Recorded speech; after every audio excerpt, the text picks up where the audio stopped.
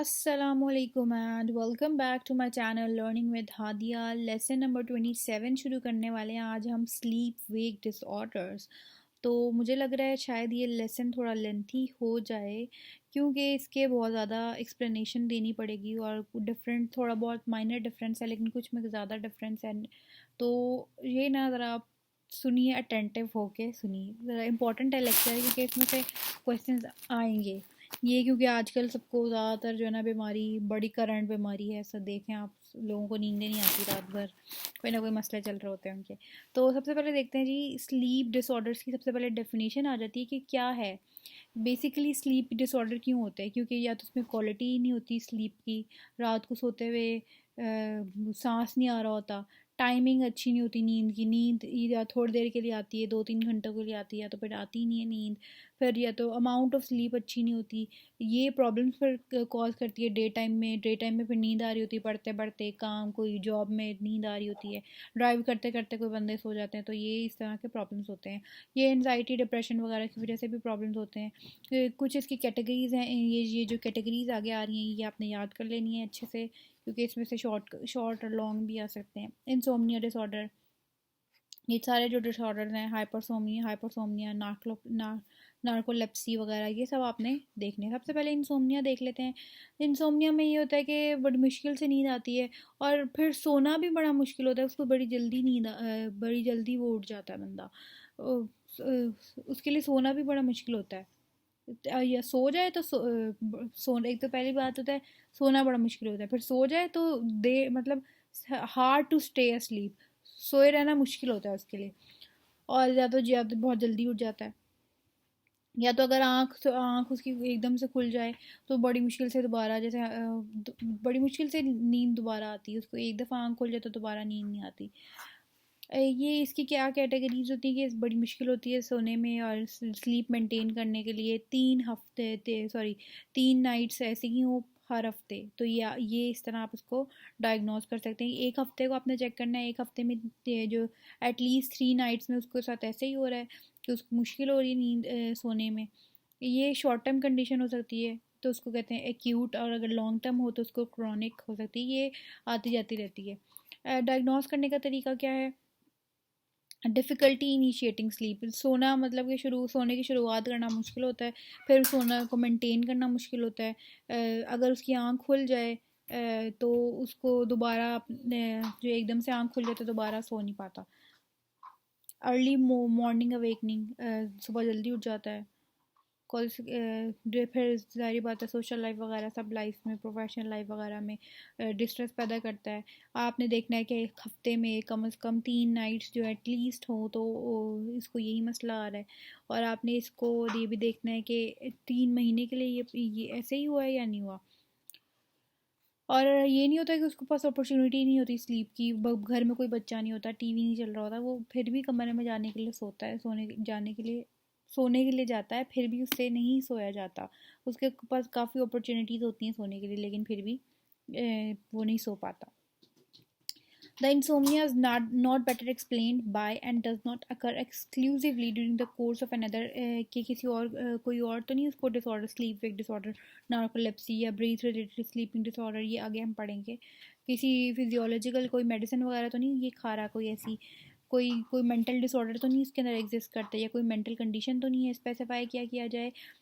We need to specify if it is with non sleep disorder, mental comorbidity including substance use disorder with medical, या वो उसको medicine खा रहा है, या कोई मेडिकल कोमोबिलिटी है, या कोई और स्लीप डिसऑर्डर तो नहीं, ये स्पेसिफाई करना ज़रूरी है। फिर इसकी ये भी स्पेसिफाई करना ज़रूरी है कि एटलीस्ट जो है ना एपिसोडिक है कि परसिस्टेंट है या रिकरेंट है। एपिसोडिक में क्या होता है कि 1 महीने के लिए पाई जा रही है, 3 महीने से कम है, लेकिन एटलीस्ट 1 मंथ हो बट लेस देन 3 मंथ्स, मतलब 1 to 3 मंथ्स के ड्यूरेशन हो। परसिस्टेंट है 3 महीने से ज़्यादा पाई जाती है, 3 महीने की या 3 महीने से ज़्यादा पाई जा रही है। रिकरेंट है 2 or more episodes with in the space of 1 year, 2 या 2 से ज़्यादा एपिसोड्स। आगे आ रहा है हाइपर सोमनोल हाइपर सोमनोलेंस डिसऑर्डर, जिसको हाइपरसोमनिया भी कहते हैं। इसमें क्या होता है? अगर वो बंदा जो होता है ना हाइपर, मतलब हाइपर से जान लें कि वो 7 घंटे या उससे ज़्यादा की भी क्वालिटी ऑफ स्लीप ले लेता है, लेकिन फिर भी उसको नींद आती रहती है, वो ड्राउजी लेजी वगैरह होता रहता है, उसको नींद आती रहती है।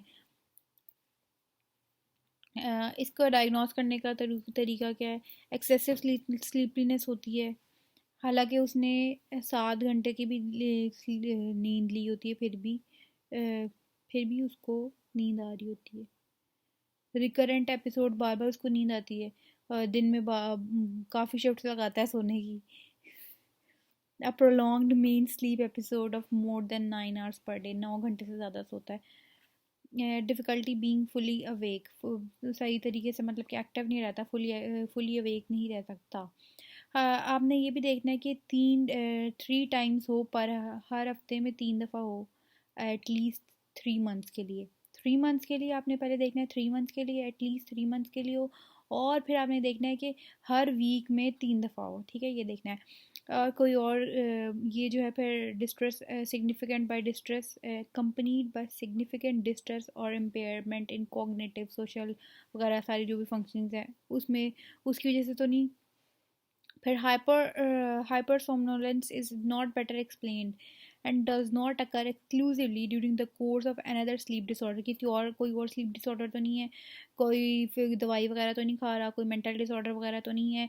फिर स्पेसिफाई किया जाए, वही सारी चीज़ें आ रही हैं कि क्या क्या स्पेसिफाई किया जाए। फिर कोई और स्लीप डिसऑर्डर तो नहीं है, मेडिकल कंडीशन तो नहीं है, मेंटल डिसऑर्डर तो नहीं है। फिर एक्यूट में देखेंगे, एक्यूट क्या है, मतलब कि कम 1 महीने से कम का ड्यूरेशन होता है। सब एक्यूट क्या है, 1 से 3 महीने का ड्यूरेशन होता है। परसिस्टेंट जो कि 3 महीने से ज़्यादा का जो है ना ड्यूरेशन है। Specify severity based on the degree of difficulty maintaining daytime alertness. Severity को किस बेस पे हम लोग डिफाइन सॉरी स्पेसिफाई करेंगे कि अगर वो बंदा दिन में जो है ना सही से अलर्ट नहीं रह पाता, दिन में सही से एक्टिव नहीं रह पाता अपने कामों में। माइल्ड क्या है? Difficulty maintaining daytime alertness, 1 से 2 दिन पर हफ्ता। फिर मॉडरेट है, 3 या 3 से ज़्यादा पर week,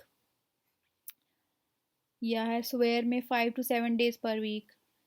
similar criteria for insomnia and hypersomnia, क्या है डिसऑर्डर, क्या क्राइटेरिया, सिमिलर क्राइटेरिया, क्या इनमें कॉमन चीज़ें आती हैं? अब ये डिस्ट्रेस पैदा करती है सारी ज़ाहिर बात है। अगर आपको अच्छे से नींद नहीं आएगी या रात को आप नहीं सोएंगे तो आप पूरी दिन में सही से काम नहीं कर पाएंगे। और आपने ये देखना है कि योर स्लीप वेक डिसऑर्डर तो नहीं है, कोई फिजियोलॉजिकल कोई दवाई तो नहीं ऐसी खा रहे हैं जिससे नींद नहीं आ रही या नींद बहुत ज़्यादा आ रही है, कोई मेंटल कंडीशन तो नहीं है, कोई मेंटल डिसऑर्डर तो नहीं है। ये आगे आ रहा है नार्कोलेप्सी। नार्कोलेप्सी क्या है? सडन अटैक ऑफ स्लीप, कि एकदम से आपको ना नींद का झोंका आने लग जाता है।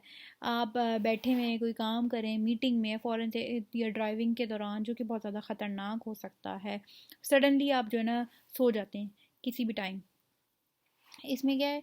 Narcolepsy comes with a sudden loss of muscle tone that causes weakness and makes you unable to control your muscles. Cataplexy, अच्छा कैटाप्लेक्सी क्या है? जैसे आपने कार्टून्स देखे होंगे, टॉम एंड जेरी वगैरह, उनकी हवा एकदम से निकल जाती है, तो वो उनका जो कोई मसल्स होता है ना, वो वैसा उनके उसमें से ना समझ लें आप हवा से निकल जाती है, मसल जो होते हैं ना वो वीक हो जाते हैं। तो ये होता है कैटाप्लेक्सी। ये मैंने आसान तरीके से आपको बताया था कि आपको समझ आ जाए। आगे इसको डायग्नोस करने का तरीका क्या है? इरिप्रेसिबल नीड टू स्लीप, लैप्सिंग के बार बार आपको ना नींद आती रहेगी, उसी दिन में बहुत काफ़ी दफ़ा नींद आएगी। और आपने ये देखना है कि this must have been occurring at least 3 times पर वीक, हफ्ते में 3 दफ़ा हो, 3 महीने के अंदर अंदर। तो एटलीस्ट लीस्ट में कह रहे हैं वो, एटलीस्ट एक या एक एपिसोड ऑफ कैटाप्लेक्सी, मतलब वही जो उसका मसल टोन है, कोई भी हंसते हंसते हुए एकदम से उसका जो है ना उस साइड मसल्स जो है ना वो हो जाए, कैटालेप्सी की तरफ देखे, उसका जो व्यू वहाँ से मसल का जो है ना वो वीक हो, मसल टोन जो है, sudden loss of muscle tone. In children or individual within 6 months or onset spontaneous grimaces or jaw opening episode with tongue, ये वही कह रहे हैं कि जो आपके जो मैंने आपको बताया ना वो कार्टून का कि हवा निकल जाती है, तो इस तरह ही बच्चों में ये देखना है कि मसल टोन वगैरह जो है ना उनकी उसमें तो नहीं, वो तो नहीं है। Hypocretin deficiency, is as measured using CSF, जो कि सेरेब्रोस्पिन फ्लूइड है, हाइपोसर्टेन इम्यूनो रिएक्टिविटी वैल्यूज़। ये पढ़ लीजिएगा ज़रा एक दफ़ा। लेस देन और equal to 1/3 of values obtain in, इसकी वैल्यू कम हुई हुई भी होती है, ये भी देखना है आपने। फिर नॉक्टर्नल स्लीप पोलीसोमोनोग्राफी, ये पोलीसोनोग्राफी एक वो एक टाइप की ना, उन्होंने बंदा सो रहा होता है, पेशेंट सो रहा होता है, और उसके ऊपर वो डिवाइसेस लगाते हैं, वायर्स वगैरह डिवाइसेस होती हैं, वो डिवाइस होती है, उसके मुताबिक उसकी जो है ना स्लीप चेक करते हैं, स्लीप उसकी चेक करते हैं कि स्लीप कैसी जा रही है, कि स्लीप में कोई ब्रीथिंग डिफ़िकल्टीज वगैरह तो नहीं है, अपनिया हाइपनिया तो नहीं है, वो आगे हम पढ़ेंगे, वो सारा इसमें देखा जाता है। फिर इसकी जो है ना स्वेरिटी चेक की जाए कि माइल्ड है, कि मॉडरेट है, कि स्वेयर है। कैटालेप्सी जो है ना लेस देन पर वीक हो माइल्ड में। मॉडरेट में क्या होगी, कैटालेप्सी वंस डेली या एवरी फ्यू डेज, या हफ्ते में या हर रोज़ हो, या एवरी हर दूसरे दिन हो। स्वेरिटी होगी drug resistant cataplexy with multiple attacks, हर रोज़ काफ़ी सारे अटैक्स होते हैं। आगे है breath related sleep disorder. Breath related sleep disorder होता है ये कि आप जब सो रहे होते हैं ना, आपका एयर पैसेज वे जहाँ से आपकी सांस की नाली होती है ना, वो बंद हो जाती है, तो आपको खराटे वगैरह आने लग जाते हैं, इस तरह की चीज़ें होने लग जाती हैं। या तो फिर आप एकदम से सो रहे होते हैं, फिर एकदम से जो है ना एकदम फिर आपका खराटे कम हो जाते हैं, फिर एकदम से ज़ोर से आवाज़ आने लग जाती है खराटों की, तो ये होता है ऑब्स्ट्रक्टिव स्लीप एपनिया हाइपनिया। अपनी एपनिया क्या होता है, जिसका मतलब है सांस का रुकना, और हाइपनिया क्या होता है, सांस का कम होना। ऑब्स्ट्रक्टिव स्लीप, स्लीप में रुकावट है, एपनिया फिर सांस रुकती है, सांस फिर हाइपनिया सांस कम होती है। तो ये है स्लीप ऑब्स्ट्रक्टिव स्लीप हाइपनिया, एपनिया हाइपनिया। यही आपका जो एयर फ्लो होती है ना, उसके अंदर रिडक्शन हो जाती है, आपके अंदर ऑक्सीजन लेवल की कमी हो जाती है आप जब सो रहे होते हैं, क्योंकि जब आप खराटे लेते हैं तो आपकी, क्योंकि खराटे इसलिए लेते हैं क्योंकि अंदर जो है ना ऑक्सीजन की कमी आ रही होती है एयर पैसेज वेज में, ठीक है।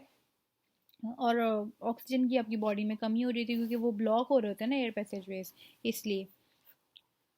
एविडेंस ऑफ पॉलीसोमनोग्राफी यही होती है, एक डिवाइस के थ्रू आपको चेक किया जाता है, रात को पेशेंट सो रहा होता है, उसके डिवाइस के थ्रू चेक करते हैं कि इसके जो ब्रीथिंग डिस्टर्बेंसेस क्या हैं। 5 ऑब्स्ट्रक्टेड एपनिया और हाइपनिया उसमें होता है, 5 ऑब्स्ट्रक्टिव आ रहे हो 1 घंटे की स्लीप पर और ऑफ स्लीप में चेक करते हैं। तो फिर क्या क्या सिम्टम्स हैं इसमें, नॉक्टर्नल ब्रीथिंग डिस्टर्बेंस के स्नोरिंग वगैरह होती हैं, और स्नॉटिंग गैस्पिंग, आपके जो है ना ब्रीथिंग पॉजेज आ रहे होते हैं।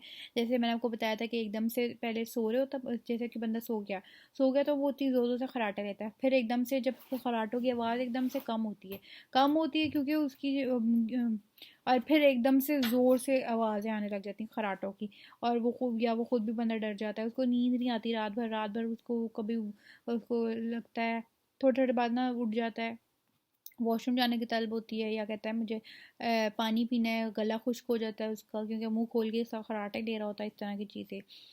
डे टाइम में उसको सुबह जो है ना वो फ्रेश नहीं उठता, उसका सर भारी होता है, उसको सुबह भी नींद आ रही होती है, और वो बार बार कहता है मैं कहीं ना कहीं सो जाऊँ, उसको अपॉर्चुनिटीज़ चाहिए होती हैं स्लीप की।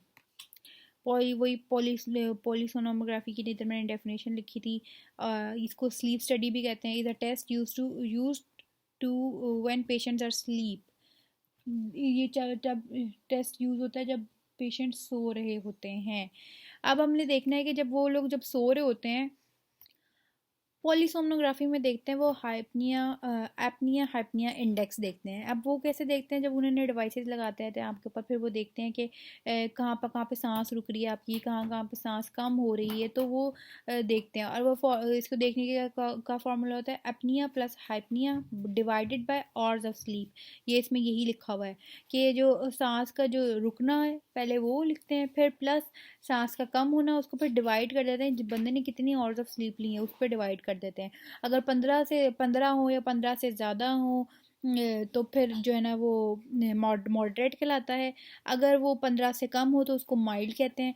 अगर उसको जो है वो 30 से ज़्यादा हो तो उसको स्वेयर कहते हैं।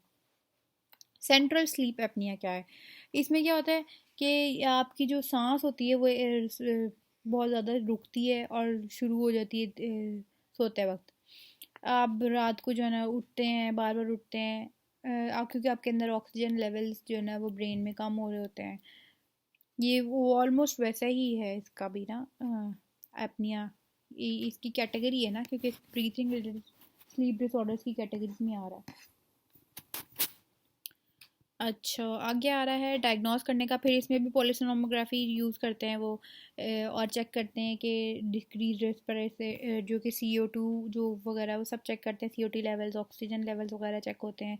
और किसी और करंट डिसऑर्डर तो नहीं, आपने ये भी डायग्नोस करते हुए देखना है। फिर है circadian rhythm sleep wake disorders. इसमें क्या होता है कि जो बायोलॉजिकल पैटर्न होता है ना इंसान का रात के सोने का, वो डिस्टर्ब हुआ होता है, वो खुद ही इंसान डिस्टर्ब करता है। तो उसका स्केड्यूल कुछ ऐसा होता है कि रात को उसकी कोई जॉब होती है, जैसे सिक्योरिटी गार्ड है उसकी रात को जॉब होती है, तो वो दिन में सोता है। इस तरह के जो है ना, या वो कोई और सिटी में चला जाता है या कोई और जॉब ज्वाइन कर लेता है, या कुछ कोई भी वजह हो सकती है, उसकी वजह से उसका जो स्लीप का जो पैटर्न होता है उसके स्केड्यूल की वजह से जो है ना वो चेंज हो जाता है। इसको कहते हैं सर्केडियन रिदम या स्लीप वेक डिसऑर्डर्स। डायग्नोज करने का तरीका क्या है? परसिस्टेंट और recurrent pattern of sleep disturb, जो कि हमारे वो भी हमारे स्केड्यूल की वजह से जो है ना चेंज हुआ होता है, स्केड्यूल की वजह से चेंज हुआ होता है, फिजिकल एनवायरनमेंट या सोशल प्रोफेशनल स्केड्यूल की वजह से जो है ना चेंज होता है। पहली डायग्नोसिस ये हो गई। फिर स्लीप एक्सेसिव स्लीपीनेस और इंसोम्निया भी हो सकता है इंसान को, क्योंकि इसका जो है चेंज हो जाता है, शिफ्ट ऑफ टाइम, सोने का टाइम चेंज हो जाता है। और फिर आपके सोशल लाइफ में, ऑक्यूपेशनल लाइफ में और अदर एरियाज ऑफ, जब आपको नींद नहीं आएगी, फिर आप सही तरह से रात को सो नहीं पाएंगे, तो आपको दिन में भी आप एक्टिव नहीं रहेंगे। डिलेड स्लीप फेज टाइप, इसको DSPD कहते हैं।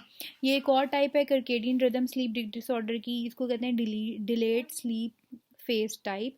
ये आपकी जो स्लीप होती है वो 2 या 2 घंटे से ज़्यादा जो है ना डिले हो जाती है। ज़्यादातर ये अब आजकल देख लें टीनेजर्स में पाई जाती है। रात को सोते नहीं है, दिन में सो रहे होते हैं। ठीक है, ये आप अपने ऊपर लगा लें। नहीं, मैं अपने ऊपर भी लगा लेती हूँ, लेकिन खैर मैं इतना रात को मैं बस ठीक है सो जाती हूँ जल्दी, इतनी भी नहीं देर से सोती। Delayed occurs when one's internal sleep clock। हम जैसे आपको पता है हम लोग इंसान है, अल्लाह ताला ने हमें हम सबको सब कुछ पैदा किया हुआ है हमारे अंदर एक क्लॉक भी हमारी, वो आइज़ के थ्रू हम लोग हम लोग अपने आइज़ के थ्रू एक ऐसा फंक्शन है हमारी बॉडी में कि डिटेक्ट हो जाता है वो। फिर मेलेटोनिन जो कि सर्केडियन रिदम में, मैंने इधर एक डेफिनेशन लिखी थी, हाँ जी, यहाँ पे मेलेटोनिन होती है सिक्रीशंस ड्रॉप ऑफ जब भी सन जो है ना, as we get expose to more sun throughout the day, your bodies melatonin serotonin secretion drops. Sun के जब सन के करीब होता है, तो जब सन होता है तो जो मेलेटोनिन होती है ना उसकी सिक्रीशन ख़त्म, ड्रॉप्स हो जाती है, मतलब कि गिर जाती है। और फिर जब रात होती है, फिर जो है ना इसकी सिक्रीशन दोबारा इंक्रीज़ होने लग जाती है, जो कि हमारे ब्रेन में सिग्नल देती है कि हाँ जी अब सो जाओ, सोने का टाइम है, प्लीज़ गो टू स्लीप। और हम लोग नहीं सो रहे होते तो तब भी, तो ये एक मैंने आपको बता दिया था। अच्छा, मैं कहाँ पे थे हम लोग, हाँ इस पे थे, हाँ। अच्छा, ये हम लोग डिले कर देते हैं अपने स्लीप का, जो हमारा जो कि हमारा बड़ा अच्छा टाइम होता है ना, रात को 10 से 2 बजे तक, ये इसमें बड़ी अच्छी नींद आती है, लेकिन हम लोग नहीं सोते। ये मैं आपको एक वैसे बता रही हूँ, 10 to 2, ये मैंने एक साइकेट्रिस्ट ने मुझे बताया था, 10 to 2 जो हमारा बड़ा ना एक क्वालिटी टाइम होता है सोने का, लेकिन हम लोग नहीं सो रहे होते। क्यों नहीं सोते हैं, ये अब आप अपने आप से पूछें। ये जो मोबाइल पकड़ा है ना, प्लीज़ इससे पूछें, ठीक है। ओके, अच्छा, आगे आ रहा है इंसोम्निया होती है या फिर एक्सेसिव स्लीपनेस हो जाती है, सुबह जल्दी उठ नहीं पाते हैं, मम्मा कहती रहती हैं उठ जाओ बेटा उठ जाओ, नहीं नहीं नहीं उठना होता उस बंदे में। फीचर्स इसके क्या है इसको डायग्नोस करने के, कि आप ये भी देख सकते हैं कोई मेंटल डिसऑर्डर तो नहीं है, मेंटल प्रॉब्लम तो नहीं है, डिप्रेशन तो नहीं है जिसकी वजह से रातों को सोता नहीं है, कोई कौन से चक्कर चल रहे हैं रात को नहीं सोता। अच्छा, difficulty awakening with morning confusion, रात सुबह नहीं उठ पाता, इंसोम्निया होता है। फिर वही चीज़ आगे आ रहा है, irregular sleep wake type of, 20 minute की होगी वीडियो। अच्छा, इरेगुलर स्लीप वेव टाइप क्या होती है, फ्रीक्वेंट नैप्स होते हैं थ्रू आउट द डे, थोड़ी देर बाद सोता रहता है, थोड़ी देर बाद सोता रहता है। और जो रात को उसका कोई मेन स्लीप नहीं होता एपिसोड, रात को नहीं सोता, लेकिन दिन में थोड़ी देर बाद सोता रहता है, इरेगुलर स्लीप है, ठीक है। डायग्नोस करने का तरीका क्या है, इंसोम्निया होता है इसमें, रात के वक्त बिल्कुल नहीं सोता, दिन के टाइम थोड़ी देर देर बाद सोता रहता है, एक्टिव नहीं होता, और उसका जो सर्केडियन रिदम होता है ना, उस वो सही से नहीं चल रहा होता। No major sleep period, fragmented sleep जो होती है दिन में, और रात को कुछ नहीं, कोई नहीं सोता। 3 पीरियड्स होते हैं उसके, कम से कम दिन में 3 दफ़ा सोता है 24 घंटे में। आगे है associated features supporting diagnosis. Insomnia सबसे पहले, फिर 24 आवर्स में जो है ना फ्रेगमेंटेड तरीके से थोड़े थोड़े बाद सोता रहता है। लॉन्गेस्ट स्लीप पीरियड्स जो कि होते हैं उसके occur between 2 to although the longest sleep periods tend to occur between, हाँ 2 से 6 बजे तक दरमियान सोता है, लेकिन वो भी 4 घंटे भी कम होते हैं। And is usually less than, जो कि 4 घंटों से भी कम होते हैं, 2 से 6। आइसोलेशन उसके, वो कहीं डिप्रेशन की वजह से आइसोलेटेड तो नहीं रहा, ये भी देख सकते हैं। और उसके जो इंडिविजुअल्स हैं, जो केयर गिवर्स होते हैं, वो देखते हैं कि ये दिन में जो है ना काफ़ी दफ़ा सोता है फिर भी, लेकिन रात को नहीं सोता। और कोई न्यूरो डिजेनरेटिव डिसऑर्डर्स के साथ भी एसोसिएटेड होता है, या such as major neuro cognitive disorder या neuro developmental disorder in children. Non 24 hour sleep wake disorder, ये बड़ा कोई इंटरेस्टिंग है। जैसे मैंने आपको बताया, हमारी आईज डिटेक्ट कर लेती हैं। ज़्यादातर ये उन लोगों में पाया जाता है जो कि ब्लाइंड होते हैं या वो सही से देख नहीं पाते। तो इसमें क्या होता है, इंसोम्निया होता है, अब नॉर्मल स्क्रिंक्शनाइजेशन होती है हमारी, जो कि इसकी 24 आवर क्लॉक की लाइट डार्क सर्कल, जिसको हम लोग जो है ना क्रिकेडियन, क्या कह रहे थे यार, मैं भूल गई नाम, हाँ क्रिकेडियन रिदम भी कहते हैं, ठीक है। जो हमारा क्रिकेडियन रिदम होता है, हमारी जो आइज़ होती हैं वो डिटेक्ट कर लेती हैं। मैं दोबारा से रिपीट कर रही हूँ ताकि आपको याद हो जाए। दोबारा हमारी जो आइज़ होती हैं वो डिटेक्ट कर लेती हैं, जो दिन के टाइम होती है वो मेलेटोनिन के लेवल्स जो होते हैं वो डिक्रीज़ हो जाते हैं, और जो रात के टाइम मेलेटोनिन के लेवल्स इंक्रीज़ हो जाते हैं, जो कि हमें कहते हैं भाई सो जाओ जाकर, please please go to sleep, ठीक है।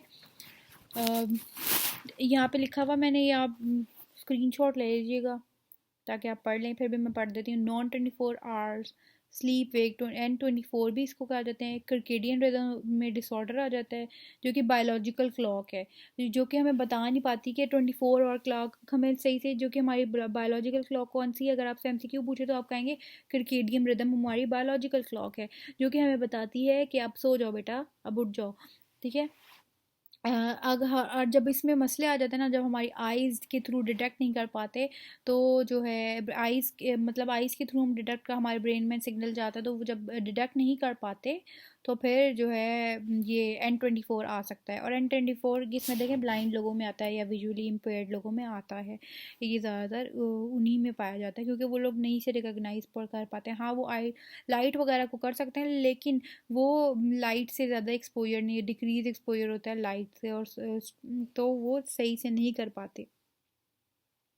उनके पास लाइट को परसीव करने की एबिलिटी नहीं होती, और वो फिर ब्रेन को सिग्नल नहीं कर पाते, और फिर हमारी फिर जो उनकी बॉडी होती है वो 24 आवर पे जो है ना उनको नहीं वो कर पाते, वो सर्केडियन रिदम जो है ना वो इम्बैलेंसेस होते हैं उसमें। शिफ्ट वर्क टाइप क्या होता है, उन लोगों में पाया जाता है वो डिसऑर्डर है, ये नया डिसऑर्डर आ रहा है, प्लीज़ मिक्सअप ना कर दीजिएगा। शिफ्ट वर्क टाइप वो स्लीप डिसऑर्डर वो है जिनका, फॉर एग्जांपल ये सिक्योरिटी गार्ड, जिनकी मॉर्निंग शिफ्ट होती हैं, जिनकी जो है ना या तो अर्ली मॉर्निंग शिफ्ट्स होती हैं, या उनकी कोई ऐसे प्रोफेशन होते हैं कि वो जो है सही से सो नहीं पाते, जो उनका सोने का तरीका, सोने के घंटे होते हैं ना, वो नॉन ट्रेडिशनल आवर्स के मुताबिक नहीं होते, बल्कि वो नॉन ट्रेडिशनल आवर्स के मुताबिक होते हैं। वो रात को नहीं सो पाते सही से, और फिर उनका जब जो है ना शिफ्ट, अगर उनकी मॉर्निंग शिफ्ट वगैरह, मतलब उनकी सोने की शिफ्ट पे बात कर रही हूँ मैं, सोने की शिफ्ट चेंज हो जाती हैं, तो फिर क्या होते हैं, वो फ्रेश नहीं फील करते, स्लीपीनेस होती है, या अक्सर उनको इंसोम्निया वगैरह, ड्रोजीनेस वगैरह भी हो जाते हैं। डायग्नोस करने का तरीका क्या है, diagnosis is primarily based on the history of individual working outside of the normal 8 to 6। और ये जो है ना इंडिविजुअल 8 से 6 बजे तक काम नहीं कर रहा होता, बल्कि वर्किंग आउटसाइड 8 to 6, और इसकी जो स्केड्यूल होती है ओवर टाइम, ज़्यादातर ये काम कर रहे होते हैं या रात को काम कर रहे होते हैं। जैसे मैंने आपको गार्ड की एग्जांपल दी है, बैंक के बाहर जो बाहर गार्ड खड़ा हुआ होता है, या घरों के बाहर हमने गार्ड रखे होते हैं, वो एक्सेसिव और काम के वक्त सो रहे होते हैं, और घर में उनको सही से नींद नहीं होती, इम्पेयर्ड स्लीप होती है घर में, persistent basis are prominent, typically when the individuals revert to day work routine symptoms resolve. लेकिन जब बंदा जो है ना वो डे टाइम पे अगर उसकी शिफ्ट हो जाए तो वो सिम्टम्स उसके ठीक हो सकते हैं। although the etiology is slightly different, the individuals who travel across, हाँ, और एक और भी जो बंदे फॉर एग्जांपल अगर अभी हम लोग पाकिस्तान में अभी फॉर एग्जांपल 8:30 हो रहे हैं, तो मानचेस्टर में अगर हम लोग जाएं, मानचेस्टर से जो है ना ये 4 या 5 घंटे पीछे होगा, मानचेस्टर पाकिस्तान से। तो मानचेस्टर में भी उसके मुताबिक 4-5 घंटे के मुताबिक उनका टाइम हो रहा होगा, तो ऑब्वियसली जो है ना फिर अगर कोई बंदा पाकिस्तान से उधर जाएगा तो उसको फिर जो है ना जो ट्रैवल करके जाएगा उसको भी मुश्किल पेश आती है अपने आप को उसके मुताबिक शिफ्ट करने में, अपने टाइम के मुताबिक। तो ये था जी आज का लेक्चर, थोड़ा लेंथी हो गया। मिलते हैं नेक्स्ट लेक्चर में। Please like share subscribe comment वमेंट सब कर दिया करें। मैं बहुत ज़्यादा रिसर्च करके अच्छे से अपने आप को समझा के फिर समझाती हूँ आपको। ठीक है, मिलते हैं नेक्स्ट लेक्चर में, तब तक के लिए टेक केयर, अल्लाह हाफ़िज़।